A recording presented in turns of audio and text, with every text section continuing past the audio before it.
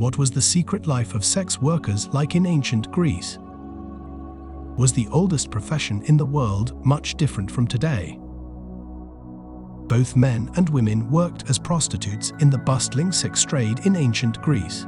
Female prostitutes were able to work freely, and prostitution was seen as a legitimate career. Prostitutes wore a uniform, wore distinguishing clothing, and even paid taxes. A successful individual can become not only wealthy, but also powerful.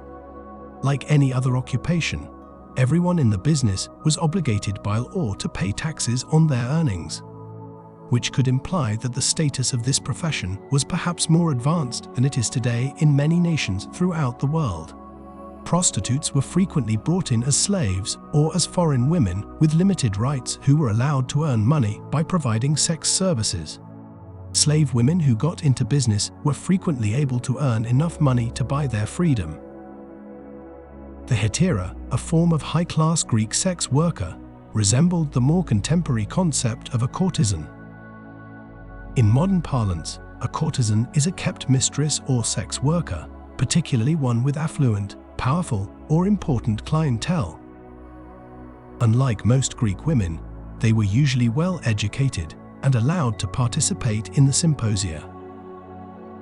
The Greek symposium was a male aristocratic activity, a well-planned social gathering where men drank wine together, conversed, and had a good time. Participants sat, one or two to a couch, in a space intended to hold 7 to 15 couches with cushions and short tables. They were not only compensated for sexual services, but also as artists, entertainers, and their ability to have a conversation.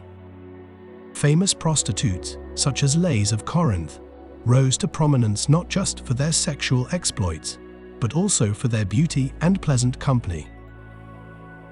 These women were able to charge their clients exorbitant rates for their services.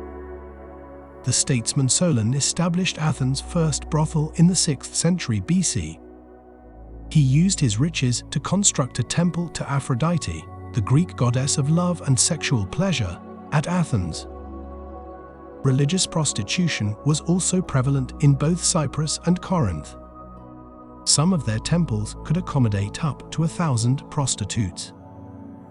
Because prostitution was always a successful industry for both brothel owners and independent workers, especially in ancient Athens, it gave the city a sense of notoriety.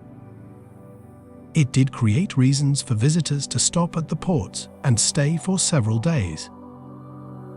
It meant more cash flow for Athens, which aided the city's position of influence and authority on the Mediterranean's shores.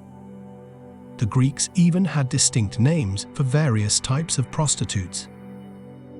The Karmatipai met and serviced their clients outside, but the Peripatitikaes met and serviced their customers while walking back to their dwellings. Gepharides was the name given to prostitutes who worked around bridges.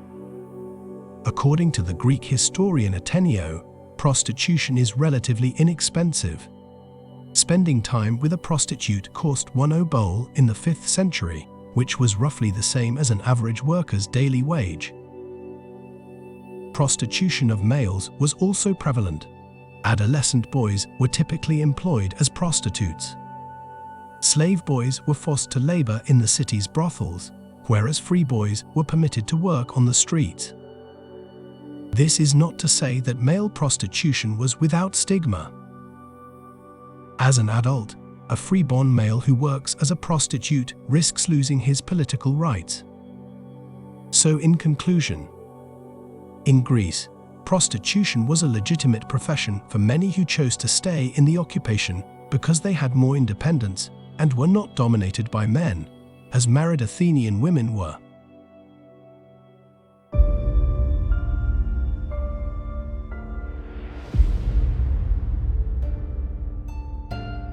Here at Elderlight, we upload videos on ancient history weekly, so be sure to subscribe to never miss another video.